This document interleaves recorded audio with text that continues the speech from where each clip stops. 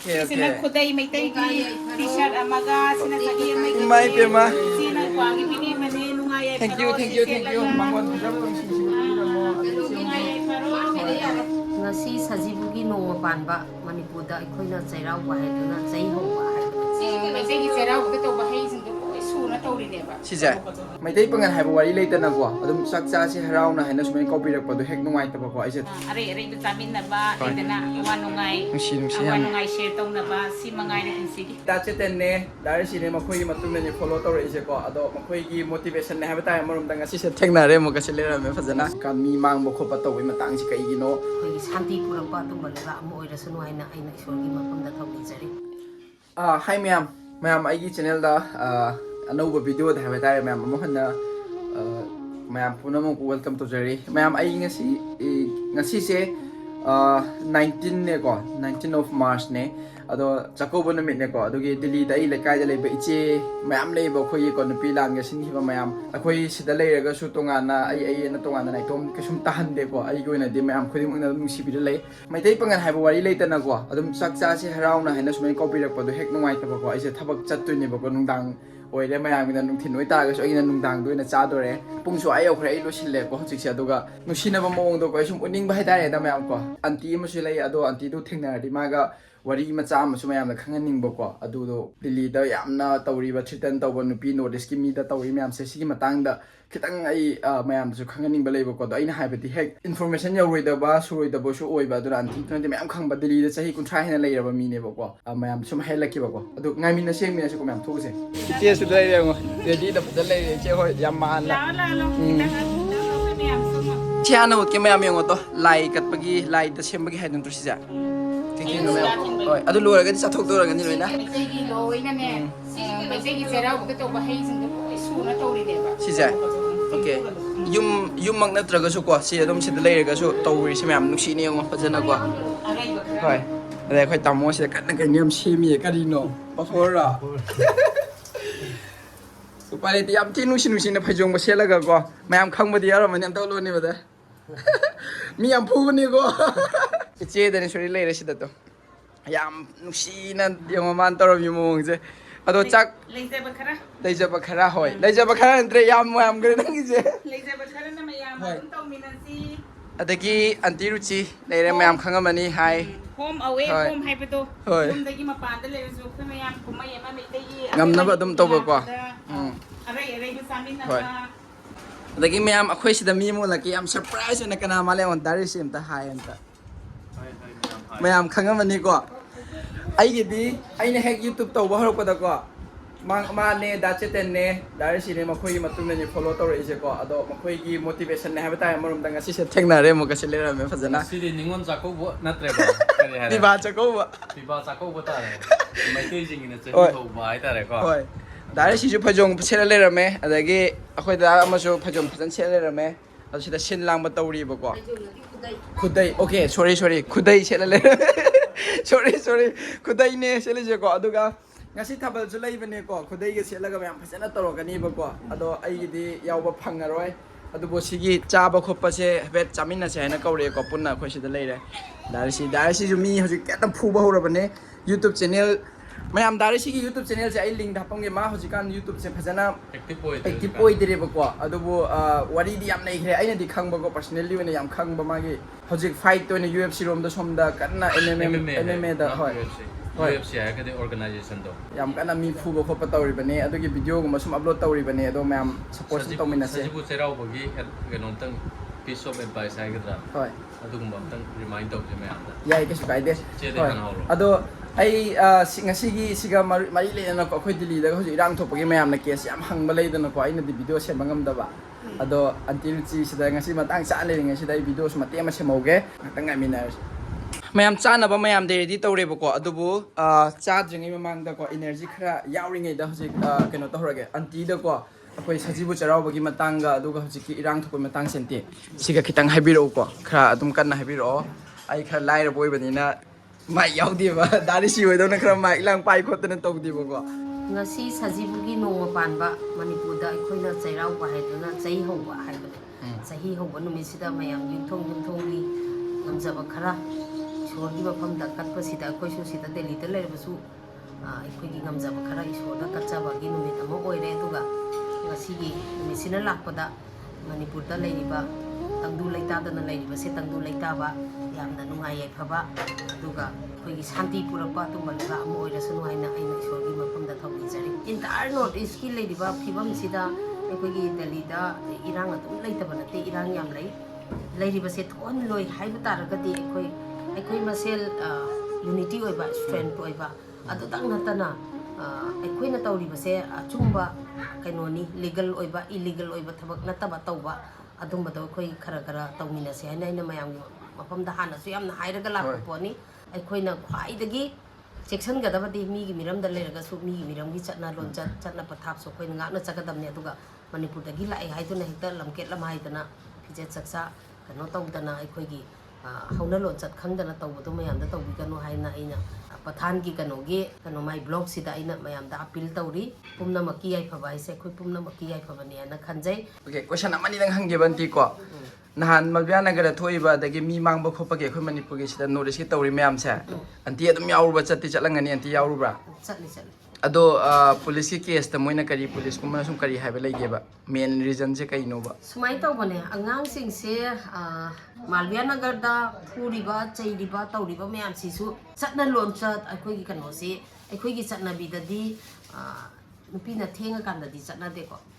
Adubu.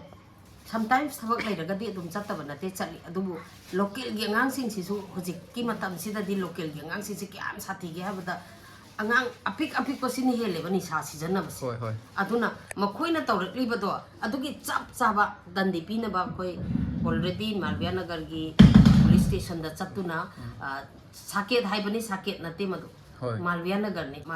da chatlaga police station da chatlaga Chairak PBO na haibada kaigino da moise juvenile oiramba juvenile orgasu juvenile gi phambam topa punishment dudi PBO na haijaru bata moina punishment kharadi pire hai adu tawbudabu juvenile nina koni yam kan ka hana migi kano satnabi ama leibani na akoi gi law ama leibani na law dugi tangkap da makoi gi oiribo kano do adu dum tawrakani haibagi thajaba lei aduna akoi su section na leisi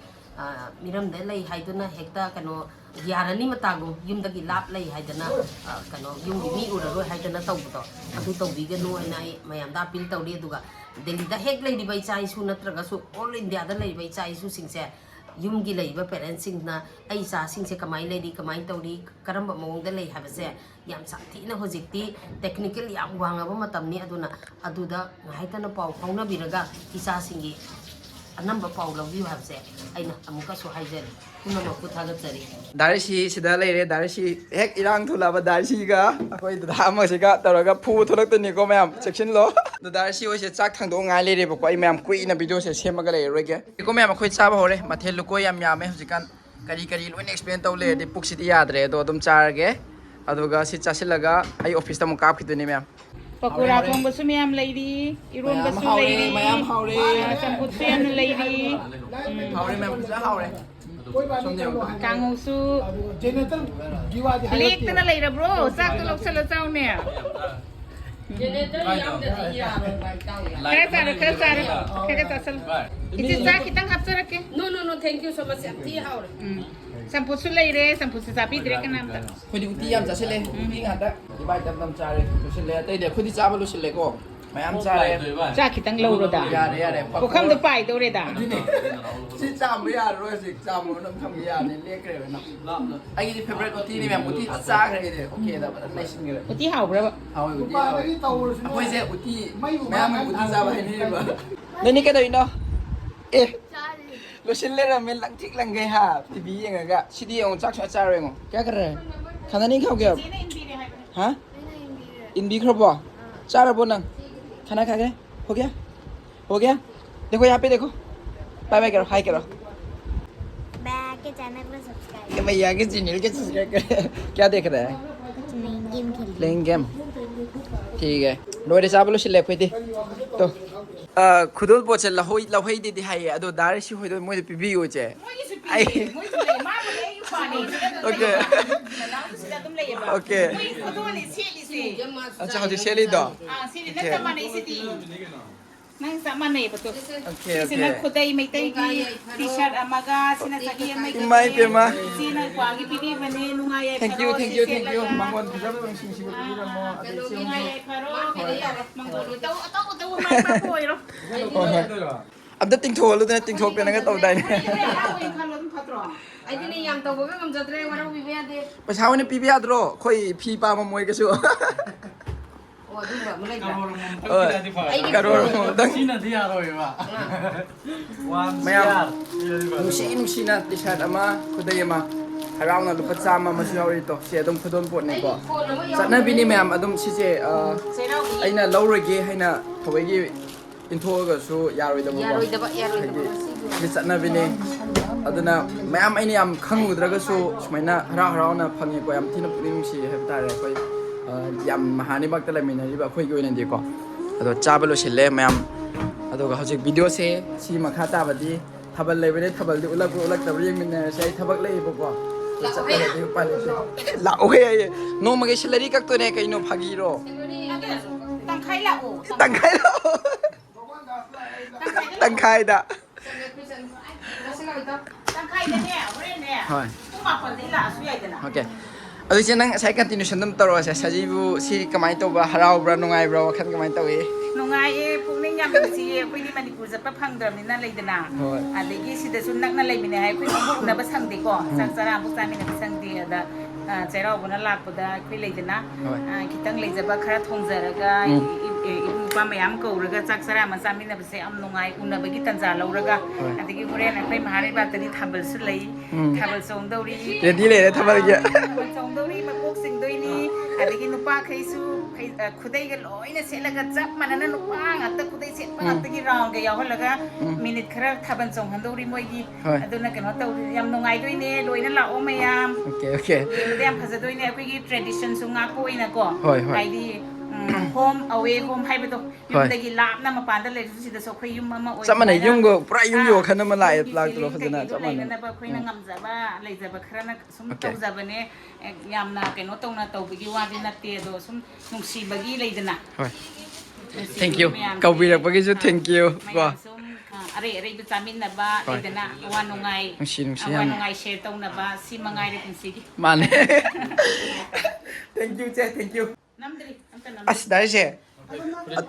Chalage kinoje. hajiki khudol do gift ni ni ko as chap jare phajare phajare dar phajare gift kai do me am adum harau no badum li thok pe kre chap chai re size khala go le khra ba Saya ni hawe na. Ni thamjal. tara dura thamjilo I re ga to ai di yam ya me pa sa je du de Pakai sini. Pasang mana je lah. to ai lu ba sam ho le me dar si pa sa una je gift ne ba ni ya ro si ya ro na ba machu je am ing go machu ne am nak si ba machu ta ni to basta okay